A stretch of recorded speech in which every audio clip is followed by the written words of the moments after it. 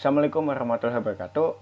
Perkenalkan, nama saya Vio Febriansyah Yusuf, NPM 1850348. Di sini saya akan memberitahukan bagaimana cara melakukan penilaian sikap dengan teknik observasi. Teknik observasi itu terbagi menjadi dua. Yang pertama itu ada teknik observasi terbuka dan teknik observasi tertutup. Baik, ini adalah contoh dari observasi tertutup. Di observasi tertutup ini, sebagai pendidik sudah menentukan butir-butir poin yang akan diobservasi atau yang akan dinilai. Jadi, pendidik langsung mengobservasi sesuai dengan poin yang ada. Di sini saya menggunakan daftar cek atau checklist. Contoh, di sini ada berdoa sebelum melakukan pembelajaran di kelas.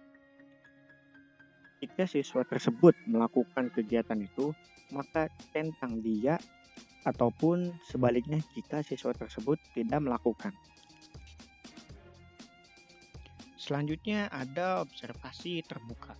Untuk observasi terbuka ini, pendidik tidak mempersiapkan secara sistematis butir-butir poin yang akan diobservasi atau yang akan dinilai. Pendidik hanya akan memasukkan yang sekiranya itu penting. Di sini ada contoh lembar observasi terbuka yang terdiri dari ada nomor, tanggal, nama peserta didik, catatan perilaku, butir sikap, dan tindak lanjut. Ini adalah contoh pengisian dari observasi terbuka. Yang pertama itu di tanggal 12 bulan 7 tahun 2025, nama peserta didik Stephen Khalil, catatan perilakunya menolong orang lanjut usia untuk menyeberang jalan di depan sekolah. Butir sikapnya kepedulian. Tindak lanjut teruskan. Nah, itu adalah contoh dari observasi terbuka. Terima kasih atas perhatiannya. Mohon maaf bila ada kesalahan dan kekurangan. Assalamualaikum warahmatullahi wabarakatuh. Assalamualaikum warahmatullahi wabarakatuh. Nama saya Nur Aziza Putri, NPM 57. Di sini saya akan memaparkan materi tentang penilaian antar teman, menganalisis bentuk dan teknik penilaian sikap. Penilaian antar teman, instrumen penilaian diri dapat berupa lembar penilaian diri yang berisi butir-butir pernyataan positif yang diharapkan dengan kolom ya dan tidak. Satu lembar penilaian diri dapat digunakan untuk penilaian sikap spiritual dan sikap sosial sekaligus. Contoh penilaian antar teman sebagai berikut. Petunjuk, berilah tanda centang pada kolom sesuai dengan keadaannya sebenarnya. Nomor 1, aspek perilaku. Siswa menunjukkan kesiapan berpidato dengan penuh tanggung jawab. Indikator sikap, rajin dan percaya diri dalam berlatih pidato. Teman yang dinilai Ani, Budi, Tono, dan Yono. Apabila Ani, Budi, Tono, dan Yono menunjukkan kesesuaian dengan keadaan yang sebenarnya, maka berilah tanda centang pada kolom tersebut. Pernyataan dapat diubah atau ditambah sesuai dengan butir-butir sikap yang dinilai. Hasil penilaian antar teman perlu ditindaklanjuti oleh pendidik dengan memberikan bantuan fasilitas terhadap peserta didik yang belum menunjukkan sikap yang diharapkan. Bila menjawab ya pada pernyataan positif, maka skornya 1, dan menjawab tidak, skornya 0. Bila menjawab ya pada pernyataan negatif, maka skornya 0, dan menjawab tidak, skornya 1. Guru hendaknya memandu pemahaman peserta didik terhadap instrumen penilaian antar teman, terutama dalam memahami pernyataan sehingga tidak salah tafsir. Untuk cara penilaiannya, skor perolehan dibagi skor maksimal ditambah 40 dikali 100. Konversi skala, skor yang diperoleh dikali 4, skor maksimal. Keterangan penilaian, nilai 91 sampai 100 amat baik, nilai 81 sampai 90 baik, nilai 71 sampai 80 cukup, nilai 60 sampai 70 kurang. Nilai kurang dari 60 sangat kurang. Menyusun bentuk dan teknik penilaian sikap, penilaian antar teman. Kolom ini mengamati hanya satu siswa. Petunjuk, Berilah tanda centang pada kolom sesuai dengan keadaan yang sebenarnya. Nomor 1. Teman saya berdoa sebelum melakukan aktivitas. Apabila orang tersebut berdoa sebelum melakukan aktivitas, berilah tanda centang pada kolom ya. Nomor 2. Teman saya beribadah tepat waktu. Apabila orang tersebut tidak beribadah tepat waktu, maka berilah tanda centang pada kolom tidak. Sekian materi dari saya, kurang lebihnya mohon maaf. Assalamualaikum warahmatullahi wabarakatuh. Saya Sarah Yulinda yang akan menjelaskan tentang teknik penilaian diri. Nah, penilaian diri dalam sikap merupakan teknik penilaian terhadap peserta didik dengan mengidentifikasi kelemahan dan kelebihan yang dimiliki atau yang berperilaku terhadap peserta didik tersebut. Hasil dari penilaian diri ini pun dapat menjadi data perkembangan sikap pada peserta didik tersebut.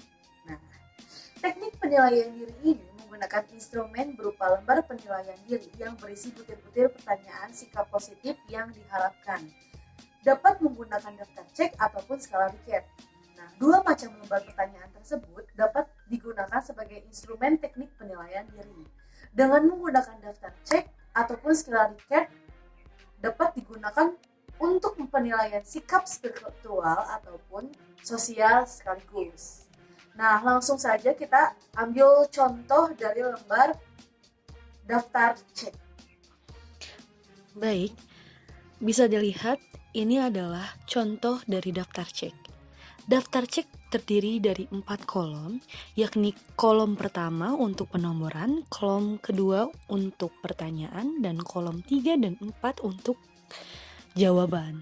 Nah, kolom ketiga yaitu jawaban ya, dan kolom keempat adalah jawaban tidak. Kita ambil contoh yang pertama, yaitu nomor pertama, pertanyaannya berdoa sebelum melakukan pembelajaran di kelas.